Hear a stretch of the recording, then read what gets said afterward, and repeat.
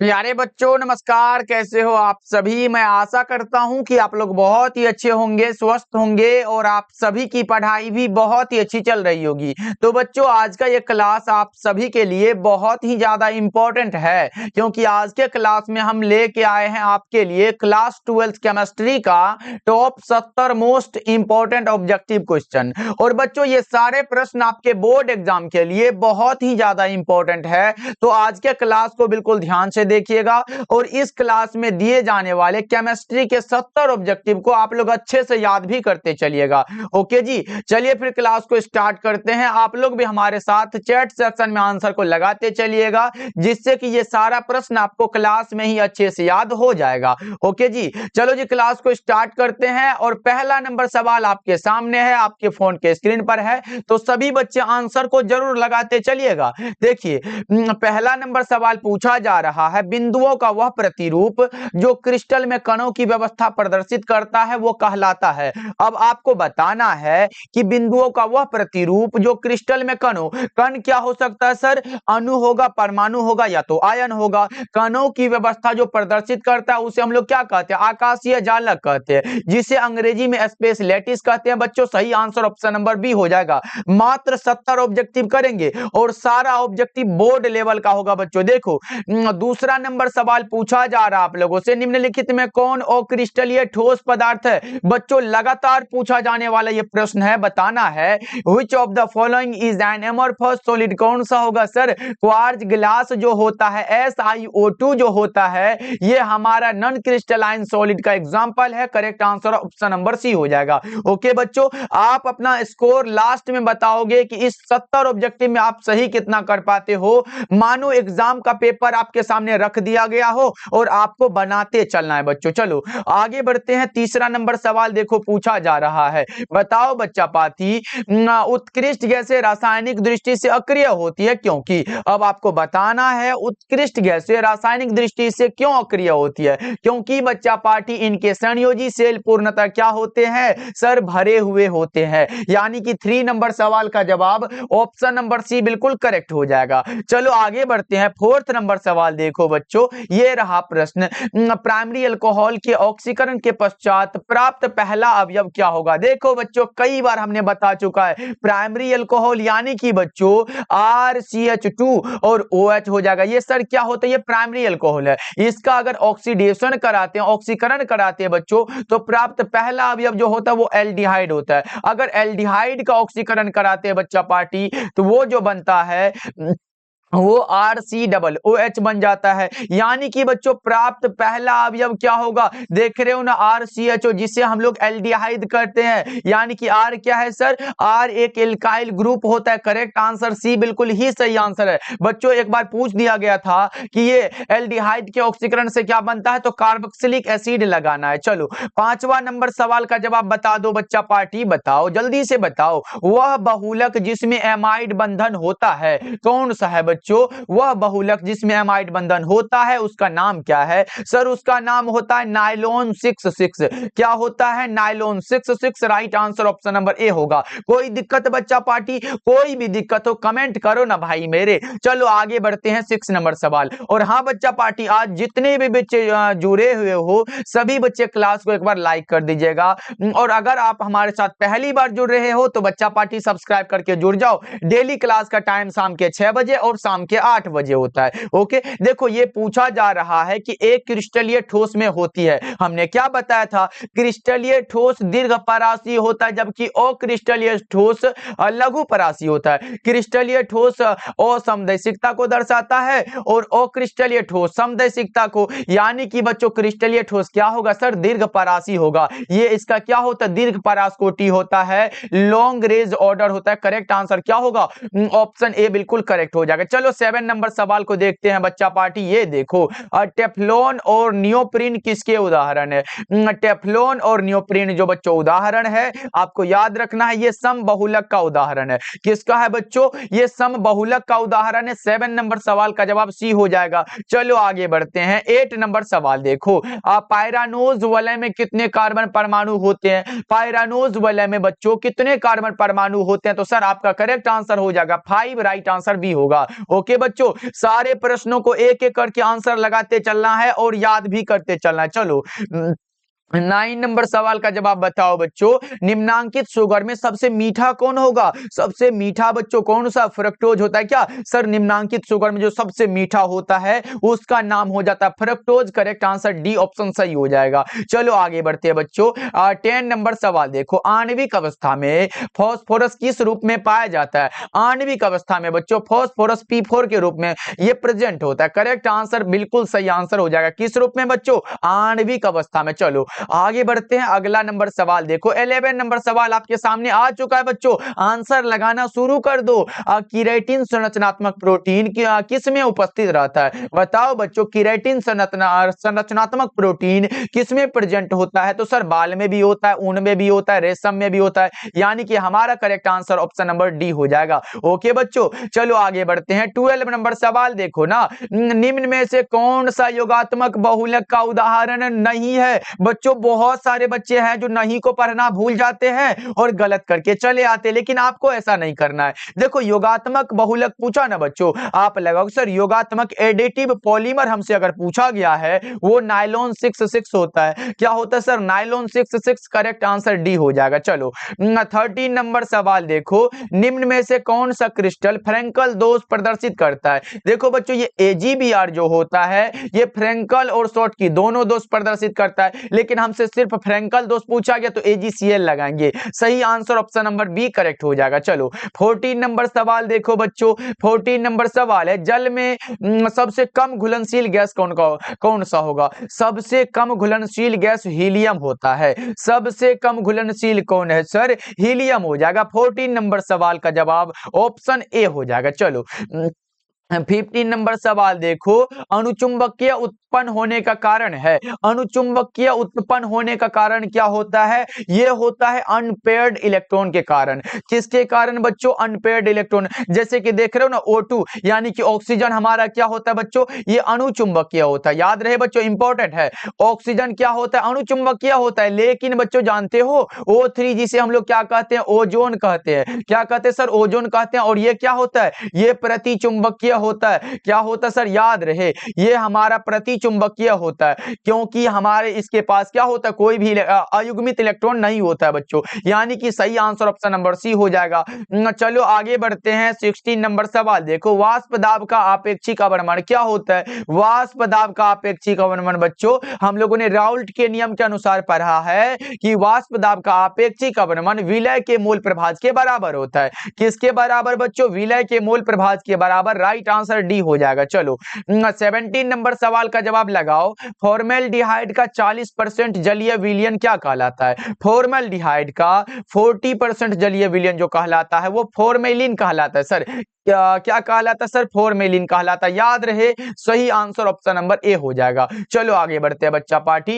ये रहा 18 नंबर सवाल आपके सामने और आपको लगाना है आंसर। देखो आदर्श विलयन के लिए निम्न में कौन सा सही है? यहाँ पे सही पूछा गया है। आदर्श विलयन क्या होता है? सभी तापों एवं सांद्रणों पर राउल्ट के नियम का पालन करता है, यानी कि ए वाला ऑप्शन हमारा सही होगा। अब देखो बच्चों आदर्श विलयन में जो होता है वो डेल्टा H मिक्स बराबर 0 होता है, यानी कि बी भी सही है, और डेल्टा V मिक्स बराबर भी 0 होता है। लेकिन इसके अपोजिट जो होगा वो अनादर्श विलयन होगा बच्चों, यानी कि इसका जो करेक्ट आंसर होगा वो ऑप्शन नंबर डी होगा। क्या कहती है बच्चा पार्टी? एक बार लगा दो बच्चों, आंसर को लगाने में कंजूसी नहीं करना है, तभी तो याद हो पाएगा ना। चलो 19 नंबर सवाल का जवाब लगाओ। देखो पूछा जा रहा है जिस प्रक्रिया द्वारा तनु विलयन का विलय किसी अर्धपारगम में झिल्ली को स्वतः पार कर सांद्र विलयन में प्रसारित होता है उसे क्या कहते हैं? बताना है बच्चा पार्टी। जिस प्रक्रिया द्वारा तनु विलयन का विलायक किसी अर्धपारगम में झिल्ली को स्वतः पार कर सांद्र विलयन में प्रसारित हो जाता है उसे सर हम लोग क्या कहते हैं? और ये परासरण कहते हैं, यानी कि ऑस्मोसिस कहते हैं। सर राइट आंसर बी हो जाएगा। चलो ना आगे बढ़ते हैं। और बच्चा पार्टी मैं बता दूं परासरण की घटना को प्रदर्शित करने के लिए बच्चों सर्वप्रथम एबे नोले ने कब 1748 में यह प्रयोग भी किया था। याद रखना बच्चों, इंपॉर्टेंट है। चलो आगे बढ़ते हैं। अगला नंबर सवाल देखो 20 नंबर सवाल है। समुद्री जल को लवणहीन लवलीन करने की विधि है। उल्टा परासरण बच्चों, रिवर्स ऑस्मोसिस होता है। समुद्री जल को लवलीन करना है तो उल्टा परासरण का उपयोग कर लो। चलो आगे बढ़ते हैं। 21 नंबर सवाल देखिए बच्चा पाठी, जब मेथिल एमीन नाइट्रस अम्ल से अभिक्रिया करता है तब गैस निकलती है, उस गैस का नाम बताओ बच्चों। जब मेथिल एमीन जो है नाइट्रस अम्ल से अभिक्रिया करता है बच्चों तो नाइट्रोजन गैस मुक्त होती है। करेक्ट आंसर बी ऑप्शन सही हो जाएगा। चलो आगे बढ़ते हैं। और 22 नंबर सवाल देखो, प्राकृतिक रबर निम्नलिखित में किसका बहुलक है? यहाँ पे देखो नेचुरल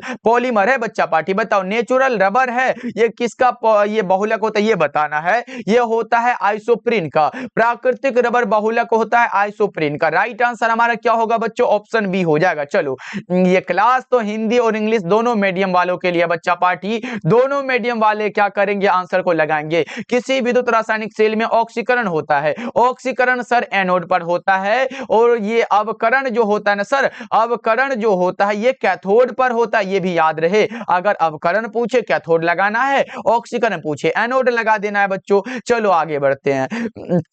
24 नंबर सवाल देखो, SN1 अभिक्रिया कितने पदों में होती है? SN1 अभिक्रिया है ना बच्चों, ये होती है कितने पदों में सर? 2 पदों में होती है। यानी कि 24 नंबर सवाल का जवाब कहेंगे सर हमारा सही आंसर सी हो जाएगा 24 का। चलो आगे बढ़ते हैं। अगला नंबर सवाल देखो, बड़ा ही आसान सवाल है सर। देखो ना, पूछा जा रहा है निम्नलिखित में कौन एल्डिहाइड और कीटोन में विभेद कर सकता है? एल्डिहाइड और कीटोन में विभेद करना है तो बताओ कौन सा होगा बच्चों? फेलिंग विलयन के द्वारा हो सकता है। राइट आंसर ए होगा 25 का। ओके चलो आगे बढ़ते हैं। 26 नंबर सवाल का जवाब लगाओ, निम्नलिखित में कौन ब्रॉड स्पेक्ट्रम एंटीबायोटिक है? अब है पूछा गया बच्चों, लगा दो क्या होगा इसका सही आंसर। तो हमने क्या बताया था बच्चों?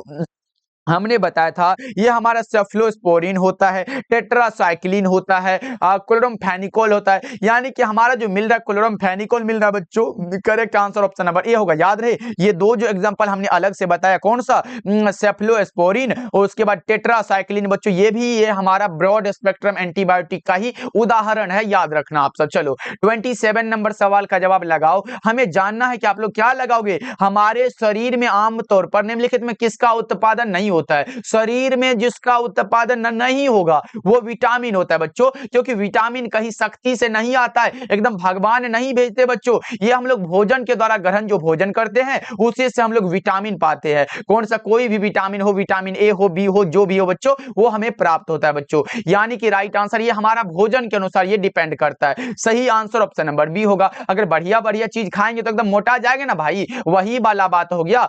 और याद रखना विटामिन जो होता है ये दो प्रकार का होता है, एक होता है जल में घुलनशील विटामिन और दूसरा होता है वसा में घुलनशील विटामिन। याद रहे बच्चों, एग्जाम में आया हुआ है, पूछेगा जल में घुलनशील विटामिन कौन सा है, आप बताओगे सर बी कॉम्प्लेक्स सी होता है। पूछेगा वसा में कौन सा होता है, सर ए होता है, डी होता है, ई होता है और के होता है। यानी कि बच्चों ये वसा में हो गया और ये जल में हो गया। दोनों को याद रख लो बच्चों, क्योंकि याद रखने से कोई खराबी नहीं ना होगा भाई, एग्जाम में नंबर बढ़ जाएगा, बस यही हो जाएगा। चलो 28 नंबर सवाल देखो, निम्न में से कौन सा क्षार डीएनए में उपस्थित नहीं होता है? डीएनए में लेकिन उपस्थित नहीं होता है, तो डीएनए में कौन कौन सा होता है पहले जानना पड़ेगा ना भाई मेरे। देखो एक होता है आरएनए, तो आरएनए में भी जान लेंगे कौन कौन सा होता है। अगर डीएनए की बात हो बच्चों तो एडेनिन होता है सर, गुआनिन होता है, साइटोसिन होता है, यहाँ पे उल्टा पुल्टा हो गया, साइटोसिन हो गया, उसके बाद हमारा थायमिन होता है।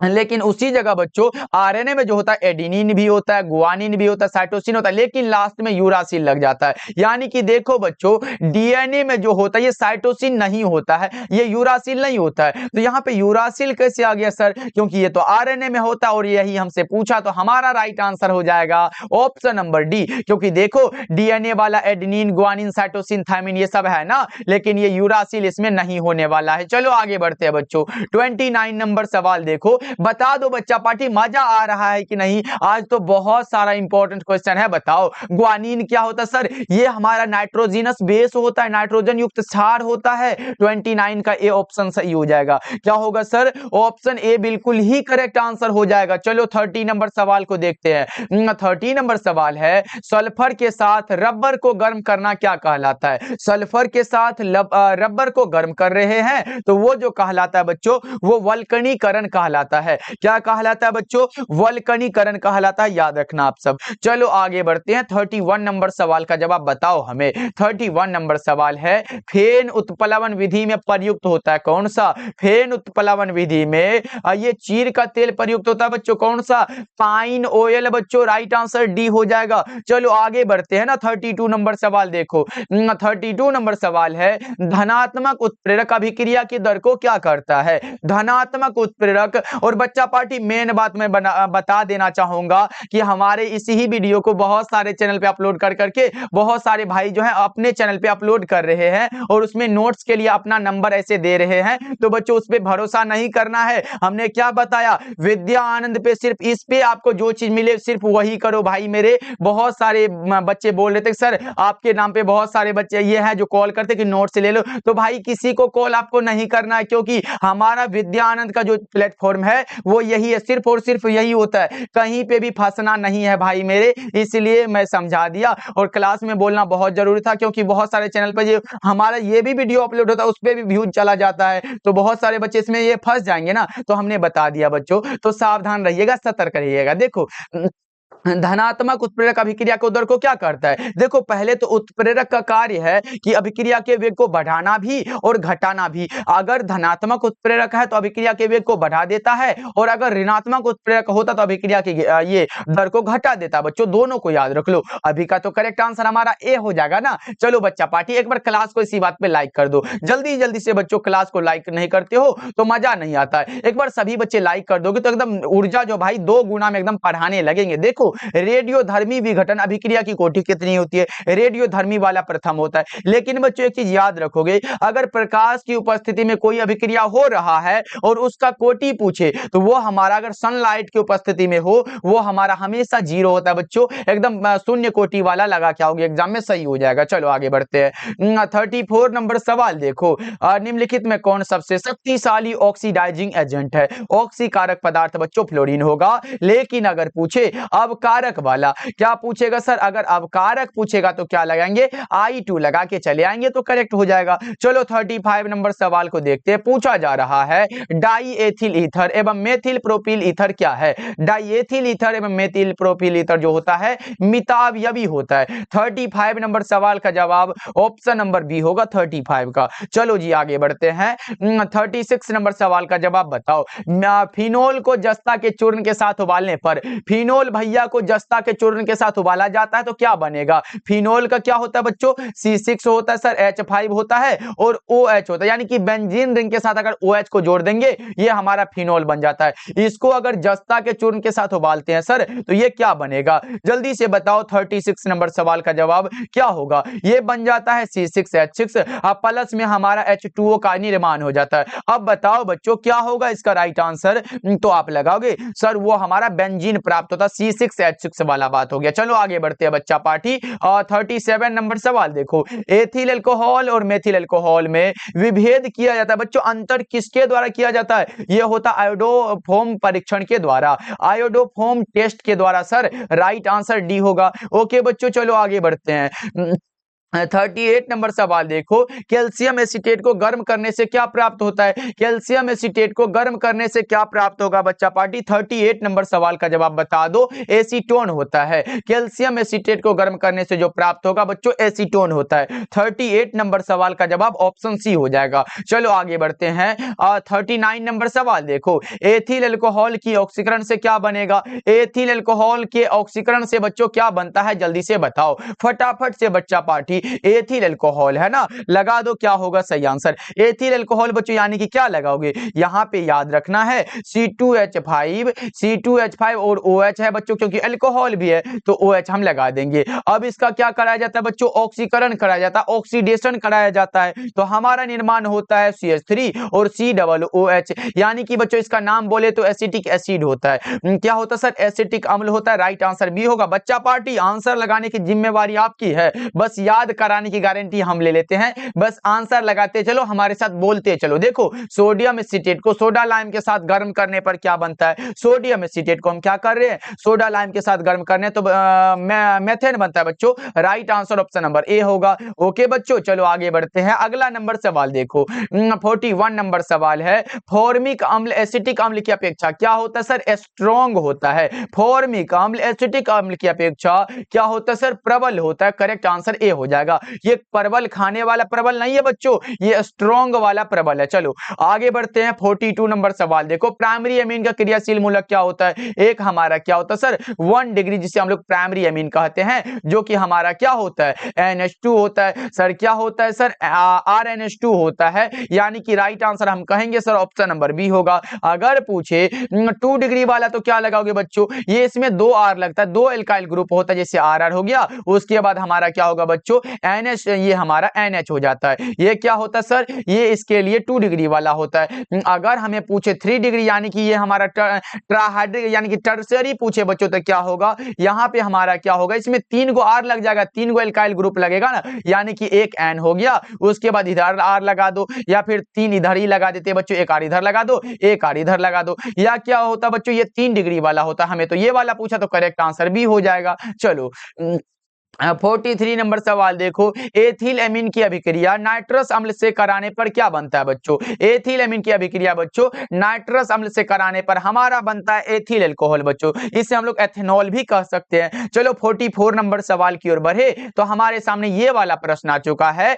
कि निम्न में कौन सा कार्बोहाइड्रेट है जो टॉलेंस अभिकर्मक के साथ रजत दर्पण देता है? देने वाला फ्रुक्टोज होता है। सर कई बार पढ़ चुके हैं, लेकिन बच्चों थोड़ा सा आगे बढ़े, यहाँ पे ग्लूकोज भी नजर आ गया, तो ये ग्लूकोज भी होता है, यानी कि हम कहेंगे सर बी और सी हो जाएगा। ऐसे बच्चों एग्जाम में ऐसे नहीं रहेगा, ये थोड़ा सा ये मिस्टेक हो गया होगा ये टाइप करने में, इसमें फ्रक्टोज और ग्लूकोज दोनों हो जाएगा, याद रखना बच्चों। ओके चलो 44 नंबर सवाल देखो पूछा जा रहा, फ्रक्टोज में क्रियाशील मूलक कौन होता है? फ्रक्टोज में कीटोन होता है। लेकिन बच्चों अगर ग्लूकोज में पूछे तो एल्डिहाइड लगा के चले आओगे तो करेक्ट हो जाएगा। फ्रक्टोज में क्या होता है? कीटोन होता है, ग्लूकोज में एल्डिहाइड होता है। चलो आगे बढ़ते हैं। 46 नंबर सवाल का जवाब बताओ। 46 नंबर सवाल है, निम्नलिखित में कौन सा विटामिन है जो वसा में विलय है? बच्चों हमने बताया है कि नहीं, एक बार बता दो क्या होगा? वसा में विलय A D E के, और जल में विलय B और C होता, तो ये हमारा जल में विलय होता, ये भी जल में है, तो इनमें से सभी तो हम लगा नहीं सकते। चलो 47 नंबर सवाल का जवाब लगाओ। एंटासिड की प्रकृति होती है, बताओ बच्चों, the nature of antacid is, कौन सा होगा? क्षारीय होगा क्या? राइट आंसर बी हो जाएगा। चलो 48 नंबर सवाल की ओर बढ़ते हैं। ये रहा प्रश्न, बताओ अत्यधिक दर्द में एनाल्जेसिक के रूप में निम्न में किसका उपयोग किया जाता है? अत्यधिक दर्द में एनाल्जेसिक के रूप में जो यूज होता है वो मॉर्फिन भैया का होता है। किसका होता है सर? ये मॉर्फिन क्या होता है? ये निद्रा मतलब ये नींद को लाने वाला दवा होता है। अगर अत्यधिक दर्द है तो नींद लाने की भी दवा खा सकते हैं बच्चों। चलो आगे बढ़ते हैं। 49 नंबर सवाल देखो, 49 नंबर सवाल है, निम्नलिखित में कौन एंटीसेप्टिक है बच्चों? आयोडीन भी होगा, साबुन भी होगा, एथेनॉल भी होगा, ये सब हमारा एंटीसेप्टिक है। करेक्ट आंसर डी हो जाएगा। 49 नंबर सवाल का जवाब अगर बी लगा रहे हो बच्चा पार्टी करेक्ट हो जाएगा, चिंता नहीं करो। चलो आगे बढ़ते हैं। 50 नंबर सवाल देखो, ये तो बड़ा आसान सा सवाल है और आपके बोर्ड एग्जाम के बड़े ही प्यारे से क्वेश्चन है। अयस्क में उपस्थित अशुद्धि को क्या कहते हैं? सर गैंग कहते हैं, या फिर इसी बात को अधात्री भी कहते हैं बच्चों। क्या कहते हैं सर? अधात्री कहते हैं, याद रखना है। करेक्ट आंसर भी हो जाएगा। 2 या 2 से अधिक धातुओं का यह हमारा मिश्रण जो होता है वो मिश्र धातु होता है। चलो निम्न में कौन एक प्रथम संक्रमण श्रेणी का तत्व नहीं है? नहीं वाला बात हुआ सर, मैग्नीशियम लगा लेंगे। मैग्नीशियम प्रथम संक्रमण श्रेणी का तत्व नहीं होता। 51 नंबर सवाल का जवाब ऑप्शन नंबर सी हो जाएगा। चलो बच्चा पार्टी एकदम मजेदार क्वेश्चन है आज के क्लास में, देख लो। निम्नलिखित में कौन सही नहीं है? नहीं देखो बच्चों, CuFeS2 सर कॉपर पायराइट बिल्कुल सही है, तो हम सही मार देंगे। H2S2O7 सर ओलियम का भी सूत्र एकदम सही है। CCl2F2 जिसे हम लोग क्लोरोफ्लोरोकार्बन या फिर फ्रियोन कहते हैं सर, ये भी सही है। ये HGS बच्चों, HGS से पता चलता है गैलेना होता है क्या? HGS तो सर हमारा क्या होता है? HGS जो होता है ये सीने बार का सूत्र है। HGS क्या होता है सर? सीने बार होता है। और गैलेना का क्या होता है? PBS होता है। तो बताओ बच्चों ये कभी भी मिल सकता है क्या? राइट आंसर हमारा डी होगा, जो कि गलत है, और यही वाला सही नहीं वाला पूछ गया था। करेक्ट आंसर क्या होगा?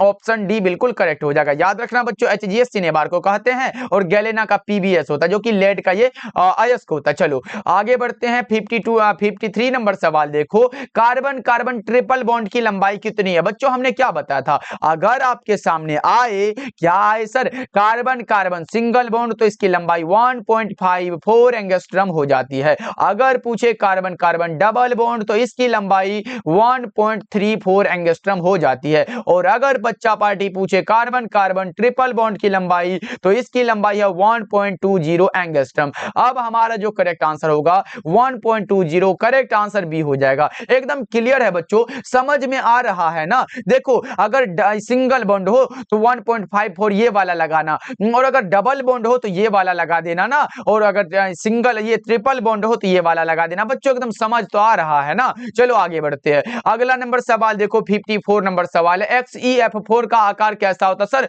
वर्ग समतलीय होता है, जिसे हम लोग हिंदी में स्क्वायर प्लेनर कहते हैं। करेक्ट आंसर भी होगा। हिंदी में नहीं भाई, इंग्लिश में ही स्क्वायर प्लेनर कहते हैं, हिंदी में वर्ग समतलीय कहते हैं। चलो जी आगे बढ़ते हैं, मास्टर साहब तो एकदम। चलो आगे बढ़ते, ये रहा बच्चा पार्टी, किस ग्रुप के तत्वों को संक्रमण तत्व कहा जाता है? ग्रुप का तत्व संक्रमण तत्व बच्चों ट्रांजिशन एलिमेंट वाला बात हो रहा है क्या, यानी कि डी ब्लॉक हो जाएगा। लेकिन बच्चों अगर अंत संक्रमण तत्व पूछे यानी कि इनर ट्रांजिशन एलिमेंट पूछे तो वो एफ ब्लॉक। हम लोगों ने पढ़ा है ना, 4F ऊर्जा स्तर जो होता है क्रमिक रूप से किसमें, लेंथेनाइड में भरता है, और अगर 5F वाला हो तो एक्टिनाइड में भरता है। ये दोनों हमने बताया था ना बच्चों, याद है कि नहीं, भूल जाते हो क्या? चलो आगे बढ़ते हैं। 56 नंबर सवाल देखो, ये रहा, मेलाकाइट किसका अयस्क होता है? सर कॉपर का होता है। मेलाकाइट किसका अयस्क है? सर कॉपर का है। अच्छा बच्चा पार्टी ये बताओ तो मेलाकाइट का सूत्र क्या होता है? किसी भी बच्चे को पता हो तो हमें चैट सेक्शन में बता दो। मेलाकाइट का जो सूत्र होगा सर वो क्या होगा?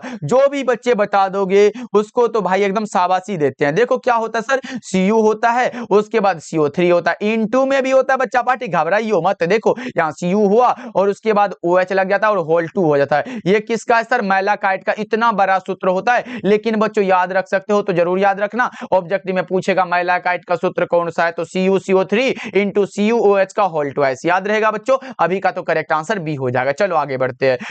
57 नंबर सवाल देखो, हेमेटाइट किसका अयस्क होगा? अब हेमेटाइट का भी सूत्र पूछ सकता है ना सर। हेमेटाइट जो कि एक ऑक्साइड अयस्क होता है, क्या होता है सर? Fe2O3 होता है सर, यही वाला तो हेमेटाइट है। यानी कि ये हमें Fe दिख रहा है, लोहा का अयस्क होगा ना। करेक्ट आंसर सी बिल्कुल करेक्ट हो जाएगा। चलो बच्चा पार्टी एकदम समझ समझ के क्लास करो तो केमिस्ट्री एकदम हलवा वाला बात हो जाता है। चलो 58 नंबर सवाल देखो, गैल्वेनिक सेल में एनोड क्या होता है सर? गैल्वेनिक सेल में एनोड का काम ऋणात्मक इलेक्ट्रोड में होता है। राइट आंसर ए हो जाएगा। 58 नंबर सवाल का जवाब हम कहेंगे सर 100% करेक्ट आंसर ए हो जाएगा। चलो 59 नंबर सवाल देखो बच्चों, यही लेवल एकदम एग्जाम में होना चाहिए। ये घबराना नहीं है कि सर ए होगा कि बी होगा, एकदम पूरा का पूरा यकीन होना चाहिए कि ए होगा तो ए होगा, बी होगा तो बी होगा। देखो निम्नलिखित में कौन विद्युत का सुचालक है? सर कॉपर होगा तो कॉपर हो जाएगा। Right answer option number C हो जाएगा। चलो 60 नंबर सवाल का जवाब बताओ, निम्नलिखित में कौन अर्धचालक है? बच्चों जिसकी चालकता चालक और अचालक के बीच होती है उसे अर्धचालक कहते हैं, और ये हमारा सिलिकॉन बहुत दिन से एग्जांपल होते आ रहा है। Correct answer option number A हो जाएगा। चलो 61 नंबर सवाल देखो बच्चों, निम्न में कौन सी सांद्रण इकाई ताप पर निर्भर नहीं करती है? ताप पर निर्भर नहीं करती है बच्चों, यानी कि हमने पढ़ा है कि निम्नलिखित में कौन सा है जो ताप से स्वतंत्र होती है, ऐसा वाला बात पर है ना बच्चों। मोललता के बारे में यही वाला बात सुने हो ना, जिसका क्या होता है मोल पर केजी वाला में यही वाला बात होता है सर। करेक्ट आंसर सी होगा। प्रति केजी विलायक में घुले हुए विलय के मोलों की संख्या को मोललता कहते हैं। चलो 62 नंबर सवाल का जवाब हमें बता दो, लोहे पर जंग लगने के लिए निम्नलिखित में कौन सा आवश्यक है? यहां पे देखो बच्चे, लोहे पे जंग लगाने की बात हो रहा है, आर्द्र वायु हो जाएगा। इसे आर्द्र वायु में रख दो, एकदम जंग लग जाएगा। चलो 63 नंबर सवाल का जवाब हमें बताओगे क्या बच्चों?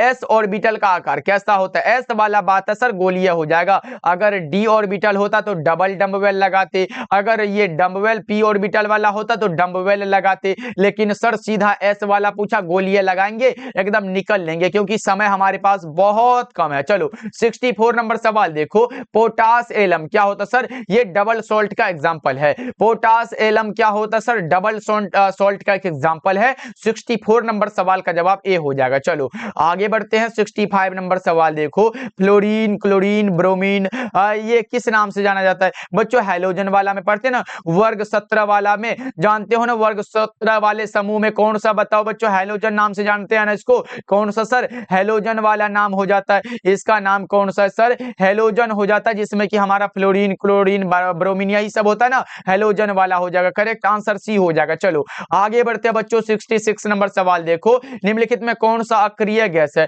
यहाँ पे एक अक्रिय गैस पूछा बच्चों। लो आपके सामने एग्जांपल ही रख देते हैं। हीलियम हुआ, नियोन हुआ, आर्गन हुआ, क्रिप्टॉन हुआ, जेनोन हुआ, रेडॉन हुआ, यही सब होता है ना बच्चों। यानी कि सर यहाँ पे नियोन हमें दिखाई दे रहा है, राइट आंसर भी होगा। ये भाई ये जेनोन नहीं जिंक है, ये मत लगाना, ये सब नहीं होने वाला है। करेक्ट आंसर भी हो जाएगा। चलो 67 नंबर सवाल देखो, एल्डिहाइड के ऑक्सीकरण से क्या प्राप्त होता है? तो बच्चों याद करो, जस्ट हमने किस में बताया होगा? हाँ 4 नंबर क्वेश्चन में हमने बताया था ना। क्या बताया था बच्चों? कि अगर देखो प्राइमरी अल्कोहल का यानी कि 1 डिग्री अल्कोहल का जब ऑक्सीकरण कराते हैं, ये क्या बनाए थे बच्चों? RCH2। यहां समझने वाली बात है बच्चों, RCH2H का अगर ऑक्सीडेशन कराते हैं सर, तो ये हमारा बनता है RCHO बन जाता है। और अगर अल्कोहल का ऑक्सीकरण कराते हैं सर, तो ये हमारा COOH बनता है। और यहां पे कहीं ना कहीं लगता है कि हमें यही पूछा गया। देखो बच्चों पढ़ो एक बार, एल्डिहाइड के ऑक्सीकरण से क्या प्राप्त होगा?